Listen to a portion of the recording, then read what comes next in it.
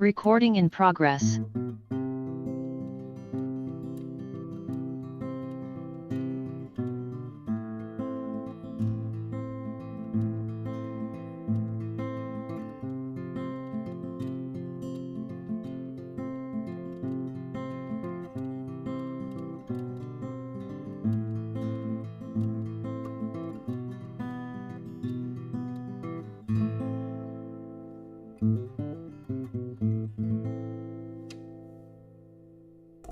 Hey everybody, welcome back to the podcast, episode 72 of the Noel Casler podcast. Had to break out the old Martin 0017 again. One of my favorite guitars, built in 1947 in Nazareth, Pennsylvania. Doesn't get better than a Martin. So anyway, it was speaking to me. I needed to hear some mahogany this morning. Regular listeners understand that guitar and where I got it from. Shout out to Jackson and the boys. They're on the road right now, and the girls. And that's where I got that guitar. But anyway, you guys know that story. I just wanted to play it this morning, try to calm myself a little bit. It's Sunday morning, coming off another crazy week, coming off another bunch of Twitter mishaps or whatever you call them. Twitter's about as much fun as stepping on a hornet's nest these days. You know what I mean? People are addicted to the outrage, so they just sit around and wait for something to offend them, and then they jump on it. You know, it's part of the cycle that we've all been sort of trained to become a part of and behave in a certain way, and it's weaponized if you step back and look at it from the big picture, as I've addressed before, you know, because it's designed to wear you down, especially if you sort of have a larger following and you speak out a lot. It gets more annoying than you think. You know, you're just sitting there waiting for some old lady to get pissed off at something you said. And, you know, Noel, I usually think you're funny, but you're an asshole for saying this. You know, and there was a few things this week. The major one was me saying it was nice of that guy to wear his good denim to the congressional hearing. And people said I was being elitist and making fun of the poor, which I was not. The guy was a podcaster and promoter of the Oath Keepers for 2 years. He was basically their publicity guy and created content. And I guarantee you, if he had a court date and his lawyer told him to find a suit, he would have found a suit, as anybody in America can do walking into a Goodwill and spending about $5 to $10. You could buy a suit jacket. So he was dressed that way for theater, obviously. And it was effective, okay? And I was making a joke in live real time, live tweeting the event, trying to take some of the pressure off. But once again, people get offended. And, you know, it's not about me or my feelings. It's about the larger cycle of, like, the left sort of attacking the left and everybody kind of getting addicted to the adrenaline rush of either being contrarian or outraged or whatever. People want to see their name up there in the replies, you know, getting pissed and then having other people agree with them. And I get it, but that's not going to serve you well because it's going to be weaponized against you. As I said before, you know, when Judge Ledig was testifying, and some, you know, very wise troll farm in Russia or run by the GOP inserted, this guy's a stroke victim into the dialogue, and it spread like wildfire. And you had big accounts apologizing for making jokes about the guy speaking slow. He was never a stroke victim. He's perfectly healthy. That's how he talks, you know, which was obvious to anybody who was really watching and paying attention. But people jumped on that stroke thing because they're addicted to the rush of calling out somebody and saying they're less than sensitive, right? And nobody cared or knew that judge spent his whole career taking away women's rights. You know, he got part of the Violence Against Women Act taken out, rescinded, because he sided with 2 football players who raped a young student at Virginia Tech, you know. So the guy was no friend to the left his whole career. His ultimate dreams came true about a week or 2 later when the Supreme Court, you know, essentially rolled back Roe v. Wade. So you just got to think about who these guys are, why this thing, you know, that guy was there to rehab the image of the Federalist Society, right? And the Heritage Foundation and the sort of conservative movement. That's part of what Liz Cheney's doing, you know. She's being a warrior against Trump, and there's no doubt about it, and I'm grateful to have her, but she's got her own agenda too. There's a reason they're all Republican witnesses, and it's not really to change the minds of MAGA, because everybody knows MAGA's minds ain't getting changed. This stuff is so firmly entrenched now, it's a lifestyle brand, and people ain't changing their mind because of what somebody said, at 1 o'clock on a Thursday at a congressional hearing. The guys who need to hear this are sitting behind a payloader somewhere, digging out somebody's foundation, or sitting behind a counter in a gun store, right? Or working and getting exploited, in some Amazon distribution center or something. The people you need to reach, unfortunately, aren't going to get reached by the hearings. They're effective, and I'm glad they're existing, but you got to understand the big picture on this stuff. And I think it's almost too hard to do that now. And people will go for the easier thing of being like, oh, well, this guy I followed is saying something insensitive, so let me direct all that anger and outrage into that guy's Twitter replies.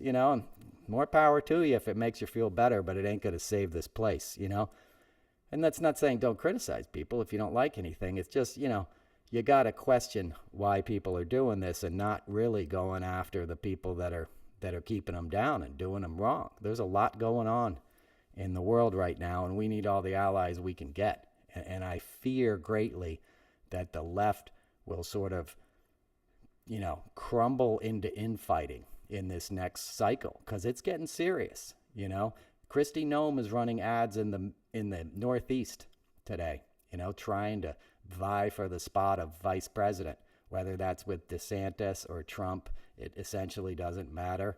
DeSantis will even be scarier. But, Kristi Noem is doing it. Carrie Lake is doing it. These women are branding themselves on a national level. Ron DeSantis' education policy is polling well among Republicans all over the 50 states now, right? Because they couch it in these terms that are going to appeal to these suburban white conservative voters, just like Glenn Youngkin did in Virginia. He was the sweater looking, J. Crew looking dad who looked like a nice guy who just came off the golf course, and he sort of soft peddled and soft-sold very extreme legislation, very white supremacist, racist kind of dogma that we're not going to teach CRT in schools, right? That slavery was really not that bad a thing, right? That we don't want to tell our children the truth about who we are, and why should we? Because this is our country. We're white Christian males, right? Bullshit. That's all bullshit. But that bullshit sells to a certain demographic that's generations into ignorance, that's generations into thinking it's their right to have an AR-15 and watch Fox News, and a bunch of liberal socialists are coming after them and going to take their guns and teach their kids that white people are horrible. Nobody's saying that. What the left is saying is be honest, give kids a real education. And DeSantis is like, screw that. I'm not doing that. He's going to breed followers. It's like Nazi Germany. It's like Hitler. He's setting it up to allow anybody to get indoctrinated into his point of view. And they couch it in the language of the left, trying to indoctrinate your children, right? It's brilliant if you think about it. It's terrifying and evil, and that's why he's a bigger threat than Trump, because he has self-discipline and a long-range vision. As I said last week, he's paying teachers to go to these sort of seminars. He's giving them stipends like $700 and $3,000 if you complete all the training. And it's about not teaching civics. It's about teaching his own version of what it means to be an American, which means to be a white Christian male, right? That women don't have the same rights. They don't have autonomy over their own body, right? And that white males know what's best for everybody, because that's how God wanted the United States to be, okay?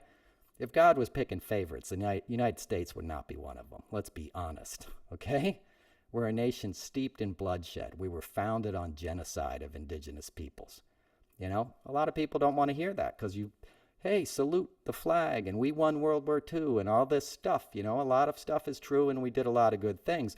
But we had a lot of horrors happen in this country because a certain fraction of white men wanted to control and wanted profits and corporations later they turned into corporations. In the beginning, it was just wealthy landowners and industrialists and stuff, and then that thing got sort of parsed out and it became the firmament of this country and it became institutionalized. And that's what our courts represent. That's a lot of what our agencies, are sort of still stuck in.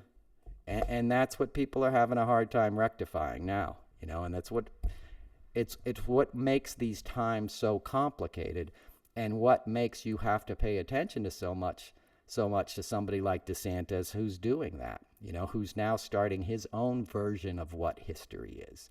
And he's not only allowing those teachers to teach sort of uncivics in civics classes, he now signed a law that will let military spouses or military veterans become public school teachers without a college degree, right? If they have a 2-year degree or the equivalency, they can now get paid and be a teacher without actually having a college degree. And a version of that same sort of amendment mandate is taking place in Arizona, right? So you have 2 states where they're clearly reaching out to people that are sympathetic, right, to their cause. Because the odds are, a military spouse or somebody like that might be amenable to getting that decent job and teaching that, sort of faux patriotism that Ron DeSantis is pushing, So he's sort of cherry picking people, taking away the requirements that we've always had in education and saying, as long as you say what I want you to say, my version of the truth, you're allowed to have this job and this influence over our children, even though you're not qualified, right? And that's in addition to what he's done at the state level, where he's having universities vet teachers for their political beliefs and students and threatening to withhold funds if they don't fall in line. So you multiply that a few times across the United States in different states at a government, gubernatorial level, executive level in the state branch, do that a few times and then have us lose some seats in the House and Senate in November and see what happens to this country. And it ain't going to be pretty, because if they get it back again, they're not going to give it back, right? I think we learned that in the hearing this past week. I think it was Tuesday, right? I did a live thing with my buddy Pete Dominic and Jay Black, a couple other comedians. And I think it was Tuesday, and they talked about that meeting in the Oval Office, right? They talked about how Trump had Sidney Powell in there, and the Overstock.com guy, Patrick Byrne, who had been dating Maria Butina, a completely compromised dude who had to step down from his own company because of his ties to the Russians. Right? There was 3 people in that meeting who had been outed as agents of the Russian government, okay? Not including Trump, who obviously has a lot of his own malfeasance with the Russians that everybody glossed over, right? But you had Flynn, you had Giuliani, you had Patrick Byrne, you had these guys that had been clearly agents, double agents essentially, deciding to overturn the election results, and it sort of like devolved into cursing and Giuliani calling people a pussy and all this just insanity that I've witnessed because I've seen these madmen. Trump just freaks out and rages and throws stuff, and that's what they described again, how he was just yelling and freaking out. He's a bully, and people didn't know how to deal with a bully. We weren't trained on that in our political life because for the most part it hadn't existed. We'd always thought that eloquence and intellect and vision, were part of what would make somebody a leader at the executive level. And Trump just came in and started dissing people on a debate stage, and the corporation saw there was a ton of money in that. So CNN and Fox and MSNBC made Trump the big story in the last election cycle, not the one we just got through, but, the 16. And that's why he was so easy. It was so easy for him to beat his opponents, Jeb Bush or somebody that you think the right would have, rather had in their steed. But they saw that the quick power grab was going to be so much more effective. And then when the Koch brothers and people like that got behind him, because they did, because they knew that they would get their agenda passed. And now it's all coming home to roost, right? They got all these Supreme Court rulings. You had Joe Manchin on Thursday night saying he's not going to back Biden's budget, which had all this money for climate change, which was going to raise taxes on the wealthy, as should happen, right? And Manchin's like, nope, I'm not going to do it. After 7 months of stalling and stringing people along, which is also part of the strategy. You need to hear that and think about that. It's not just that he's a spoiler, because he is, as is Kristen Sinema. They're Republicans in Democrats' clothing, but they're running out the clock. So they're not only screwing the agenda and making sure like no real accomplishments happen, they're running out the clock so you don't have time to do something else. So he's taking huge chunks of Biden's presidency. And I love Biden, but he definitely, miscalculated thinking it was going to work out. And he could, negotiate with Manchin. And he should have learned that lesson a year ago, because he did the same thing last year. But that belief in institutions is a hard thing to break out of, And I think the younger generation of politicians is seeing that a little more clearly. Pete Buttigieg, great communicator.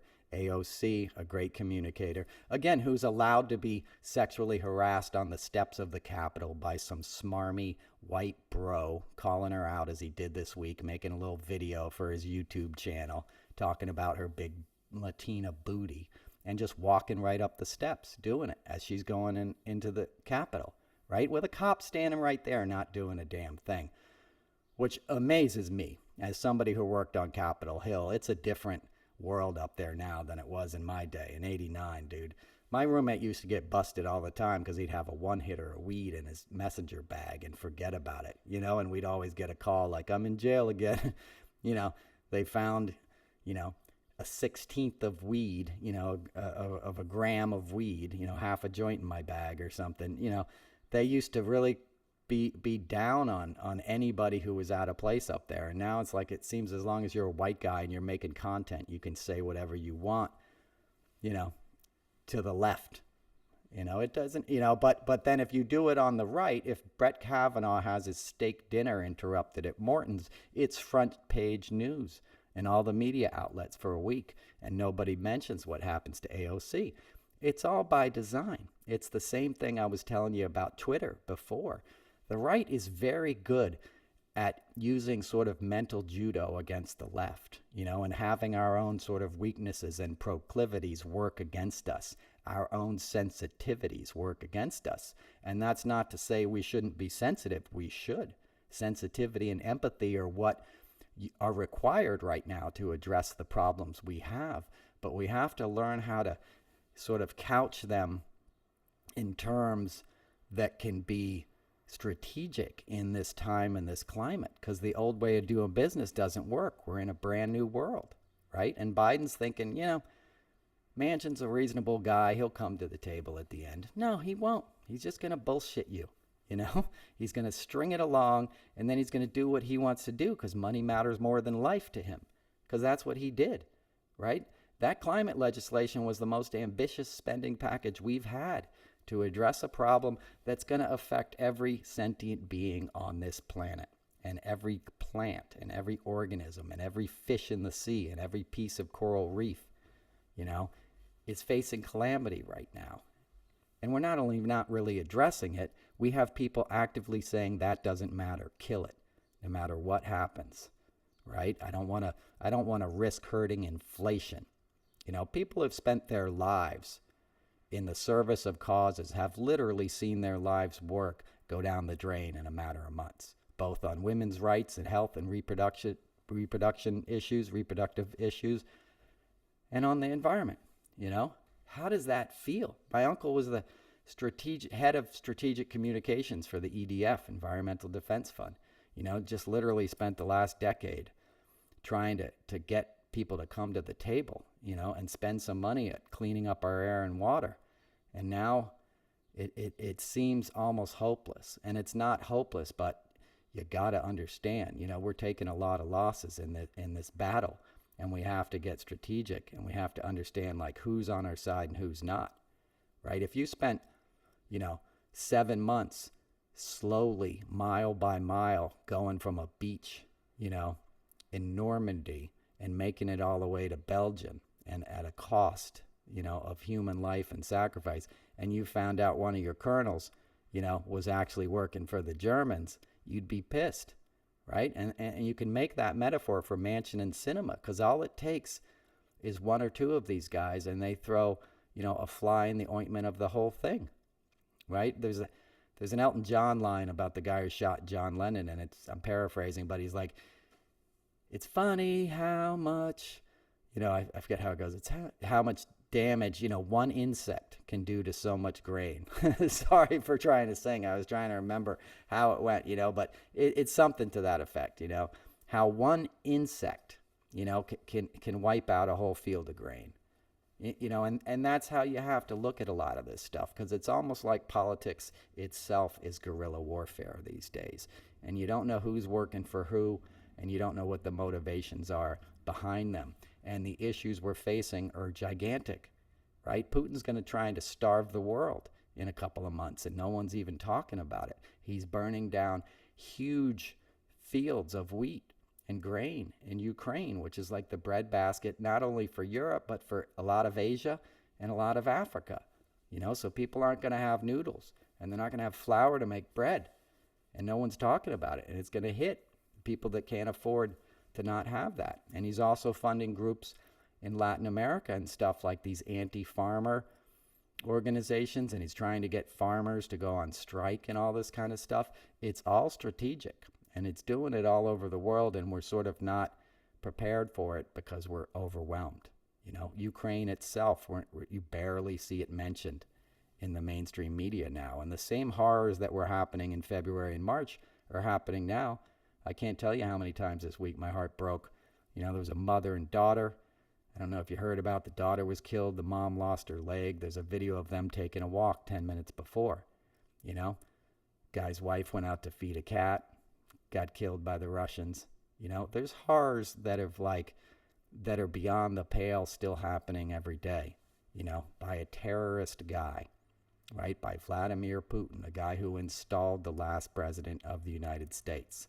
And that guy had compromised 3 people who were in a meeting of that president while he was talking about throwing out the votes and seizing the voting machines, and declaring martial law in the United States of America. That's crazy, right? That's almost too much to think about, right? In a big picture sense. But that's what you have to do. You have to think about, what are the motivations here? Who's behind all this? Big oil, oil and gas industry on this end, Putin on the other end, an authoritarian autocracy, which looks damn good to the GOP, because they can manipulate people with the guns, with the abortion, with the we're white Christians and everyone else is bad and immigrants are coming to take your jobs, and Ted Cruz is frying some bacon on his machine gun, right? And we got a badge and a flag and we're the good guys. No. You want to control everyone else. Ron DeSantis is probably the most ambitious authoritarian leader this country has seen ever, right? Because the ground is so fertile for somebody like him to sort of seize power, and take hold. And a lot of people know it, and a lot of people are calling it out, but we haven't dealt with Trump yet. And how does a country that was really unable to stop and deal with Trump deal with somebody wilier like Ron DeSantis, right? And you might think we dealt with Trump because we voted him out. Yeah, well, he didn't go. He tried to burn down the Capitol. He didn't show up at the inauguration, and he still has rallies every week. And he's grifted $250 million, since then. And not a single legal agency has held him accountable. Right? The DOJ hasn't indicted him or anyone in his family or his close circle yet, and everyone's holding their breath and hoping that they will. And nobody hopes they will more than me, right? But it can't be business as usual. It can't be, hey, let's let this long, slow, methodical investigation work at its own pace. You don't have that time, right? Because this fight is also for the fight to save the planet. It's intrinsically, interwoven with climate change. It's going to be 100 degrees in London this week. It's 105 degrees in Barcelona, in Portugal. They're roasting over there, and they don't have AC like we have in the United States. A lot of those old buildings in London are designed to keep heat in, It's not the same setup. Anybody who's toured Europe, in the summer knows that. You don't want to be in Paris when it's 105 degrees, right? So it's dangerous, and we don't have time to waste. It's all happening now.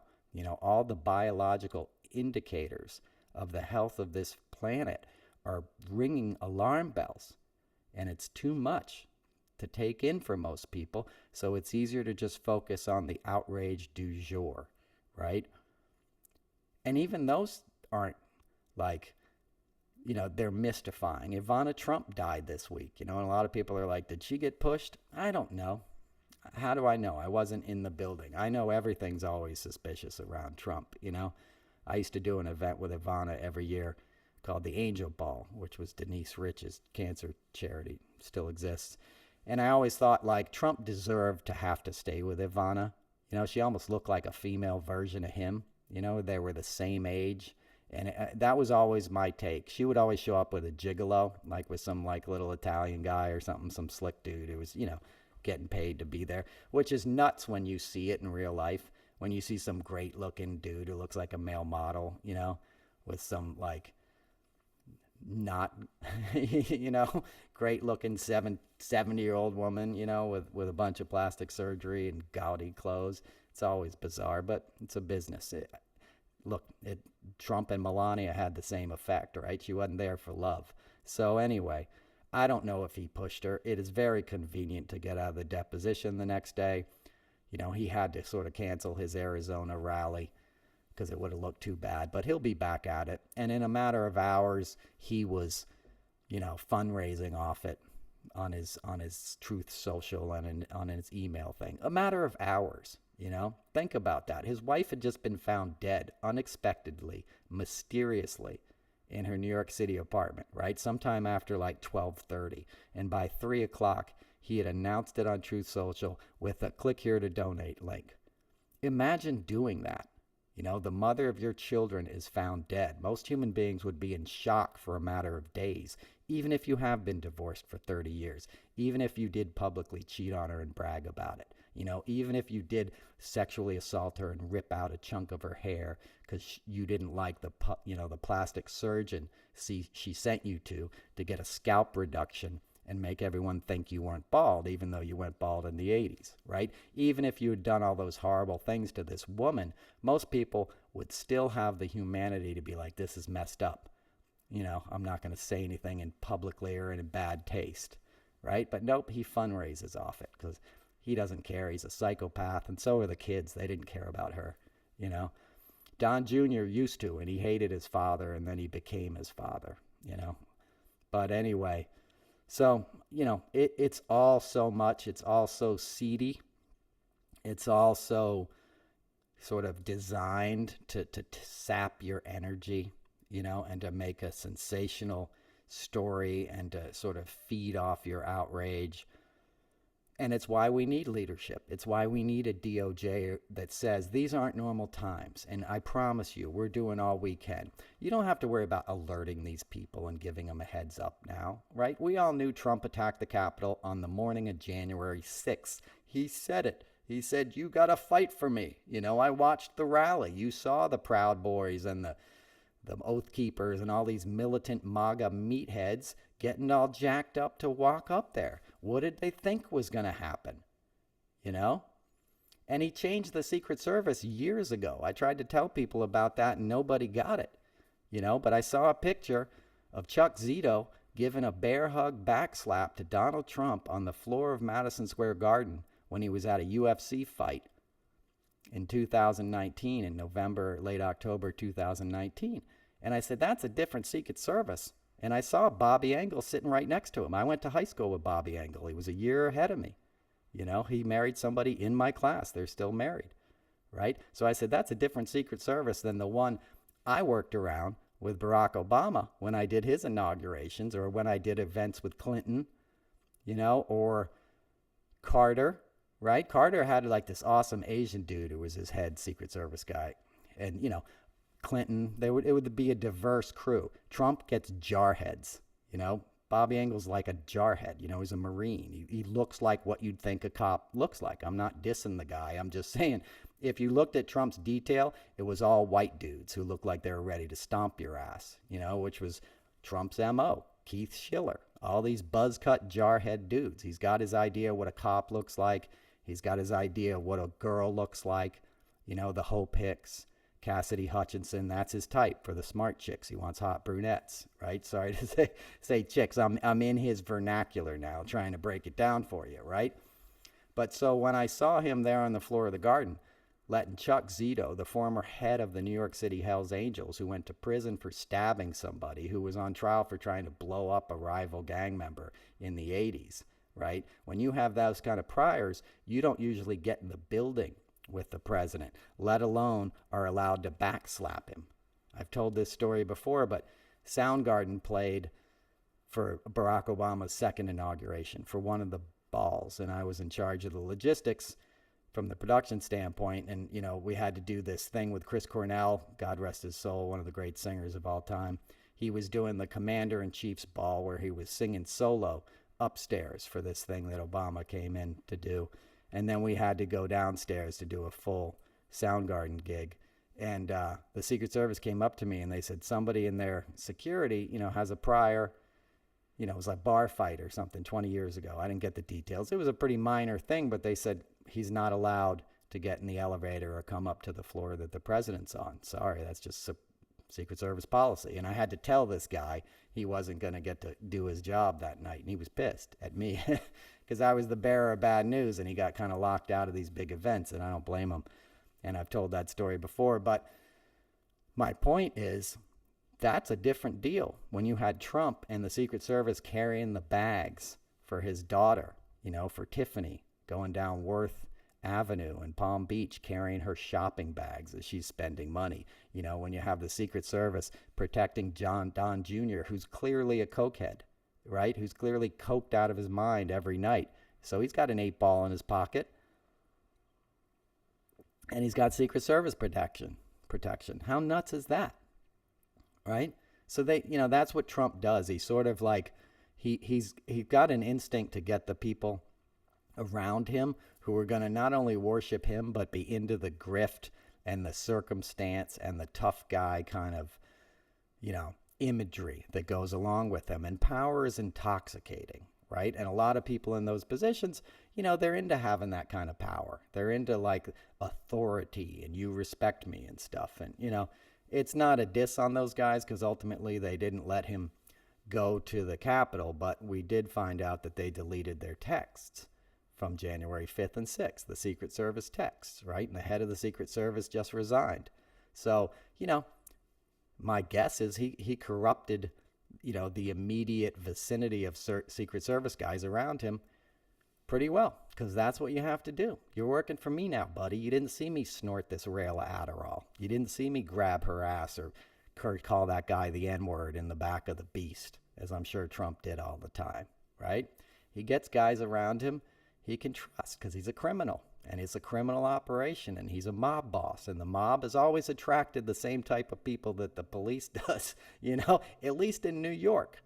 Right? Guys from Staten Island either join the mob or the police department, if they're white and Italian or Irish. It's the way it goes. Same in Queens, same in Long Island, same in Westchester. It's the same type of personality. And Trump's very good at sort of appealing to that kind of personality, that kind of white male tri-state area guy who grew up watching The Godfather and Goodfellas and thinking, a billionaire with a wife with big titties is something to, look up to and admire. Like, that's what Trump does. He was a clown for that imagery, right? Going back to the 80s. Here's me in a helicopter with my name written on it in gold. Like, all this gaudy stuff that anybody with any class runs 1,000 miles in the other direction from. That's why he got kicked out of Greenwich when he tried to move to Greenwich with Ivana. When they first got married, they bought a place on the water in Greenwich, and Greenwich wasn't having him. Back then, Greenwich was still Greenwich. It wasn't all hedge fund, big gates around your house stuff that it is now. It was a community. CEOs who lived there used to outdo each other to see who could wear a more modest watch, right? They'd wear Timexes and stuff, these guys who worked on Wall Street back in the day, because old money was about, being pretty chill about it and not completely exploiting the other guy. and showing off how much you had. And Trump just came in and was like, put a gold toilet in the room and, let's do a fashion spread on how fabulous and wealthy I am and, all that kind of stuff that they said, get out of here, right? But the rest of the tri-state area love that stuff. It's why they always say he's like a poor guy's idea of what a billionaire would look like, And he always held out the promise of you can have this too, right? That was always the dream. That's why he would sell branded products. Like if you eat Trump steaks, you're going to be like me. And if you drink the water and if you take this course at Trump University, and it was all a grift, or if you come to my casino, you're going to win big. No, you're not. His casinos were the shadiest ones in Atlantic City. They had the least amount of payouts, and people knew that. It was all a scam. And the presidency was the same type of scam. That's why he pulled in all these venal men around him.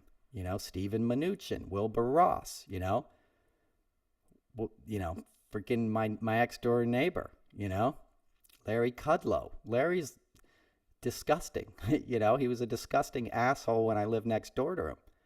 He was in the next building, in sort of row houses at Carnegie Hill. But, the guy was a scumbag, and he relapsed and he went to work for Trump and immediately went on to, Fox Business Channel the next day and didn't skip a beat. Got drunk, went on Sunday morning talk shows, talked about how the economy was going to be great, played down the threat of COVID. Did a real disservice to not only this country, but the world. That's where inflation is coming from now. That's where all these supply chain issues are coming from. Higher gas prices are basically just the manipulations of the oil and gas industry because they know they're so well protected by these 2 years of, or 5 years of bullshit from the GOP leading up to this, that they can get away with it. And the GOP will do their job and blame it on Biden and will make cute little stickers to stick on gas pumps. And the dumbasses who don't understand the complexity of our time will be like, thanks, Biden. I just paid $6 a gallon to fill up my pickup truck that gets 12 miles to the gallon. That's 1,000 pounds heavier than I need a vehicle to be, right? Those guys are all, it's all primed to sort of work in concert and in lockstep. And it's dangerous. And it's what I'm trying to point out all the time. But so Trump pulls those people in, who can do that, who can make the industries that he wants to profit play ball. That's why Alex Acosta got a job, with Trump, the guy who'd given the sweetheart deal to his buddy Epstein, who Trump was attacking young girls with, right? Acosta got payback for doing the right thing down in Florida. The first time Jeffrey got busted, when they busted him and made him only go to jail at night, but during the day he could go back to his mansion and still have sex with high school girls and pay them. That deal, that's Alex Acosta. He ended up transportation secretary, I think, or HHS, I forget, but I think it was transportation. Anyway, that's how it works. You bring in corrupt people around you, and then those corrupt people all have family and friends, right? Bill Barr has Mary Barr, his daughter, at Treasury, who's going to work under Mnuchin, and they're going to hide Trump's tax returns as business number one, their first objective. It's what they went in there and did immediately, because Trump told them, hey, I'll give you this gig and you'll make a lot of money, but you got to hide my returns. The fact that we allowed an American president to hold office without showing his tax returns, it's almost the single issue that shows how broken our system is and how Trump exploited something that had never existed before, because so much of this country was like an honor system, right? So much of this country was like, nobody will ever be that bad. And Trump was that bad. And people accepted his bullshit. In 2 weeks, they're getting audited, but I'll show you in 2 weeks or whatever. Because he knew he wouldn't be held accountable, so he could keep BSing. And it just became this pool spray stuff as he's walking to a helicopter. Nobody was really going to hold his feet to the fire for that, because he got the right guys to come down and protect him. And those guys have tentacles that reach into all the other institutions. And you don't want to bring down big banks. And once they got down there, then the real work began. Getting Justice Kennedy to retire, whose son had signed off on Trump's loans at Deutsche Bank, right? That then and there should have been an impeachable thing. It shouldn't have been an automatic given that Brett Kavanaugh gets to take that seat. There should have been some sort of investigation that there wasn't, and then all the Deutsche Bank execs end up dead, right? And all this stuff happens, just like all the Russian guys who ended up dead the night Trump got elected. The Russian consulate is around the corner from my house in Manhattan. It's on 91st Street. And a guy was found bludgeoned to death in the early morning there of Trump's election, as were other Russian guys. And it was never solved. Not in the consulate. The other Russian guys, like a dude in D.C., fell off a roof. But this guy at the consulate that's 20 blocks up the street from Epstein's house ends up dead when Trump got elected. And NYPD couldn't really investigate it because they have diplomatic immunity. So all these mysterious things that seem like coincidences probably are not when you have a big global sort of criminal organization working hand in hand with a corrupt presidency and administration. But if you talk about it, you sound like QAnon, right? Which is, again, the judo that they use on the right. They can throw it back in your face. That's why everything they threw at Trump, or that was sort of real about Trump gets thrown on Biden. They call him Pedo Biden on the right. I get comments of that all the time. Biden's not a pedophile. Dude's been married to like 2 women his whole life. He's not a philanderer, right? His son has some issues, and that was also probably something that was ginned up and honeypotted by the Russians as another weapon. Why did they all know about it, Giuliani and all those guys? Why did they know to go to Ukraine? If Putin knew that, a potential candidate's son had a drug problem, he would get around that guy and tempt him with drugs and prostitutes and ways to exploit that to their advantage. It's probably no accident that there's all these videos and pictures surfacing, I'm not saying the guy's innocent of having his issues. I'm saying you have to look at where all this stuff comes and how weaponized it can be. They stole Biden's other daughter's 12-step journal, right? Because she was living in a sort of a halfway house in Florida when she was in rehab during the election. They went and stole her journal. The Republicans did, an operative, and they gave it to Don Jr., and nothing much came of it. But that's something they did. There's no, nothing is off limits for the GOP. And nothing, any kind of subterfuge behind the scenes. It's all good, right? We still don't know what Trump and Putin talked about in Helsinki, right? That was 2018? 4 years ago. They had a meeting and Trump stole the translator's notes and nobody else was in there. How does that happen? Well, it happened because it never happened before, but it happened under Trump, and you get shocked and overwhelmed by all this. And now it's gone to the next level, right? Because Trump's still there and he's still sucking out the air and the spotlight, but underneath it, there are these more disciplined and more devious actors. And they seem to be procreating, right? They seem to be multiplying. Every week there's another one I haven't heard of popping out, and they're close to home. You got a chaos agent like Dr. Oz running for senator. He's going to get his ass kicked by John Fetterman, thank God. And Fetterman's the kind of guy, by the way, you need on the Democrats. You want to really speak to the people that Trump is pulling away or has pulled away from the Democrats. Get somebody like Fetterman. That's a guy who speaks their language. That's a real tough guy, who's got the ability to be sensitive and empathetic, who's not a bigot, right? Who's not a racist, who's not a homophobe, because that's how real men are. There's nothing to be scared of, You support your brothers and sisters. You know that people in your family and your friends and your circle can love whoever they want to love. And you're going to just be grateful that you have them in your life. And you're going to protect them and honor them and show up for them and celebrate with them. Because you know what? At the end of the day, it's all the same. Life is life. Everyone's just trying to get through it. Doesn't matter who you marry or sleep with or whatever. It's nobody's business, and there's nothing wrong with it. The hard thing to achieve is real intimacy and a real mature relationship. It takes work.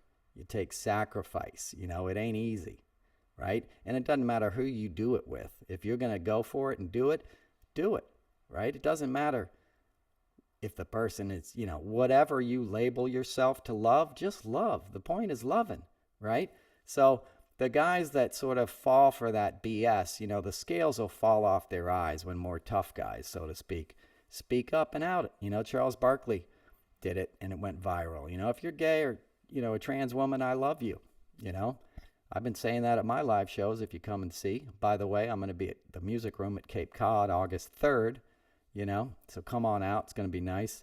And you already know that if you've seen me and you're listening to this. But my point is, we have to make empathy, love, compassion, equality, those have to be the things that we champion. And the more that we speak to that messaging, the more power we're going to have, because that resonates with people. You feel that in your heart. Immigrants aren't bad. Immigration isn't bad. Let's counter this BS they're saying on Fox News every night, saying it's an invasion. It's not an invasion. Those are men and women looking for work and a safe place to raise their kids. And they're doing jobs that a lot of Americans don't do. And they're doing them with grace and dignity to give a better life. And then we get to see the real talents. That's what makes this country strong. It's people coming here and getting to go beyond the generation that brought them here, that has to make that sacrifice and build a home so then their children can get a quality education and pursue their dreams and God-given talents and abilities to the benefit of us all. Right? Look at how many issues we have. We need all the talent we can get on this earth to solve it, right? Climate change is not going to be solved by one person or a handful of people or an institution. It's going to be solved by everybody coming together and applying their energy to it, and then somebody is going to come up with certain solutions that are going to resonate, and they're going to dovetail with a political climate that is willing to implement them. And we have to do that to survive, right? People were using whale oil to get energy not more than 100 years ago, or a little more than 100 years ago, right? That seems ridiculous now and outmoded and stupid, right? So we went to fossil fuels, which already seem ridiculous and outmoded and stupid. When you see a big tractor trailer going down the highway and it's spewing out that black smoke that gives any living creature cancer and heats up our planet to the point that lakes and rivers are drying up and people are dying, you think that's pretty outmoded. That's pretty stupid, And then you look on the back of the truck and it's carrying like two things, like a pallet of drywall or something, And you're like, what are we doing here? How is this not organized better? How is this not regulated? Why is everybody just ordering everything online that's already been shipped to your neighborhood? You don't need to get toilet paper on Amazon.com. You know what I mean? You don't need a big truck to pull in your driveway to give you a headphone adapter or something, Those little things, we can all do stuff to kind of take our own carbon footprint and make it a little more neutral and a little more sane. And I'm not trying to preach at you. I'm just giving you what I'm thinking about here on Sunday morning, But that stuff is crazy. It's crazy what's going on now. And how you solve it, how you tap into the solution is like I just said. It's going with empathy. It's going with love and compassion. It's making it the challenge to live a greener, cleaner life, right? And kids want to do that. The next generation wants to do it. That's where your hope is. Your Greta Thunbergs and all these young people that are like, I'm not accepting this because this is the planet I'm inheriting. You baby boomers are going to be gone, but I'm going to be sitting here when it's 110 degrees in Phoenix every day. So that younger generation has the spirit. That's why they reject bigotry. They reject homophobia. That's why they showed up at Black Lives Matters protests and movements and marches or something, right? That's what Barack Obama said. Former President Obama said, hey, the difference this time is I see a lot of white faces out there. A lot of young white faces are out there marching. That's a good thing. And the right recognizes that and doesn't want any part of it. That's why they've amped it up to Mach 10. Let's just make bigotry cool. Let's make these smarmy memes cool, And every time there's a slip up, Biden Jill Biden is not a racist. She made a gaffe or whatever you want to call it, a comparison that wasn't politically correct, you know. And they ran with it for a week. And even MSNBC had like a guest columnist on their website being like, after Jill Biden's racist remark, right? Which is a little heavy. I don't think Joe Biden is a racist. You don't need to do that on MSNBC. You're carrying their water by doing that, you know? And that aired at the same time that Ted Cruz tweeted out a picture of a breakfast taco and said, in honor of Jill Biden, I'm having a delicious breakfast taco, right?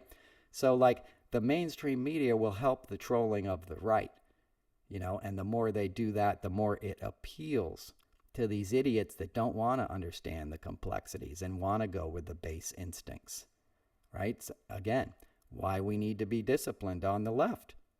This is what I was talking about at the top of the show. It's not about me or my Twitter. It's about like, wait, what are we really talking about here? Because the same day that they're writing that op-ed about Jill Biden being racist and Ted Cruz is tweeting out taco pics, he's also given interviews on his podcast where he says gay marriage shouldn't be allowed and they should overturn Obergefell. I'm probably saying it wrong, but you know what I mean. The gay marriage Supreme Court ruling, which they're obviously going to go after next, which Clarence Thomas said he was going to go after next, right? So all that stuff is coming at us in the fall. So, you know, it's a lot. It's a lot. And you got to be real careful about how we sort of stay together in this fight. Because if we fracture off and people get tired, you know, Joe Biden's going to be like, you know what, I'm not giving these speeches anymore. I'm going there trying to help. You know what I mean? She was speaking to an organization that was like on her side, that she was on their side, right? She wasn't going there because she was trying to offend, you know, the Latino community. You know, and I got no problem with people being sensitive about language. It's very easy to make a mistake, but you have to look at the intent. Because if you amplify the gaffes, it gives credence to the right to do the same thing. And they're already going to do it anyway, but then you just gave them, you know, you gave Tucker Carlson his talking points for a week, right? And then you lose another week of progress and another week battling climate change, fighting for voter rights, you know? So I'm sorry that wasn't more uplifting. You know, it's where we're at. I'm going to be at the beach this week as a nice segue. I'm going to go out to the beach for a couple days. I'm going to be on Sandra Bernhard's show, Sandyland, which is on Radio Andy on the Sirius XM network. That'll be Thursday at 1 p.m. I'll be on about halfway during the show. I love Sandra Bernhard. You know, talk about somebody who tells it like it is. That's her. You know, and she was sort of friends and somewhat mentored by Paul Mooney, who's a wonderful comedian, who's one of my heroes in terms of getting up there and just saying what you feel, you know? Jokes are jokes, you know? There's two kinds of comedians. You can get up there and just, you know, Jerry Seinfeld, just, you know, non-political, make people laugh, and that's a skill. You know, that's what you want to see when you're going out for dinner in Vegas or something, you know? But when I want to see an artist talk about what's going on in the world in a club and speak truth, you know, Paul Mooney. Right? George Carlin, you know, Dick Gregory. So Sandy, you know, Sandy's somebody who always tells it like it is. So anyway, you know, it's a hard time. It's a hard time for everybody. And I'm going to go out to the beach for a couple days and go swimming in the water. I'm going to go whale watching out on the east end of Long Island. Every year these whales have been showing up, which is probably part of climate change too, right? Because you used to never see them, and now you can see them, sperm whales. So I'm going to go watch whales for a few days, and then I'm going to do another gig that's going to be kind of cool that I'll tell you about. And that's it. You know, I'm going to stay in the fight, everybody. I know it's hard. I know it's a hot summer. I have a feeling the headlines are going to be crazy if we pay attention to them this week out of Europe, you know, with the climate stuff and, you know, the virus is spiking again. You got to stay strong, okay? It's all going to be crazy. You got to stay smart. You got to stay strong. You got to keep the faith. Love always wins, as I say. We're going to get through this. It's going to get better. We're going to laugh and sing and dance together, you know, and we're still doing that. And if you get a chance to do it, do it. Get out in nature. Get some wisdom. from the birds and the bees, Watch a bug. As I always say, I'm fascinated with bugs. Most times a bug lands on you, you're like, oh, look at that. If you really look at it, look at the little fly on you, they're amazing, All these different, variants of creatures that are flying around. They have spots on their wings and all these cool colorings. And, ladybugs. Ladybugs are amazing. Ladybug is like, what? So anyway, find your ladybug, find a flower that's showing you presence, that's showing you beauty. Color feels like it's from the beyond, right? When you see purple or yellow or blue, shades of red on a cardinal, you're like, who made that? What kind of joyful genius creator gave us all this bounty and plentiful like inspiration? It's all still there. The whole beautiful natural world is out there. It's just under threat from dysfunction caused by the human brain and the human desire to dominate and turn everything into a capitalistic venture, beyond the point of like being healthy. And that's where we're at now, right? Because it's capitalism and most of the wealth in the hands of a few that are causing these problems, So somebody like Elon Musk or whatever, that's just bad news. That's just bad news, personality disorder, billionaire, I need attention. I'm going to waste all my money and try to waste your time. Don't let him. It's your time. It's the most valuable thing you have on this planet, and I appreciate you giving some of it to me today to listen to this episode 72 of the Noel Casler podcast. Again, I'll be at the Music Room, Cape Cod, West Yarmouth. My buddy Ethan Hirschenfeld is joining me. Real smart guy, went to Harvard, great comedian. We've done a lot of shows together before the pandemic, so I'm looking forward to seeing him. It's going to be a good night. Come on out if you can. Otherwise, I'll see you next week. I'll be on the road, but I'll do the podcast. I love you guys. Take care. Peace.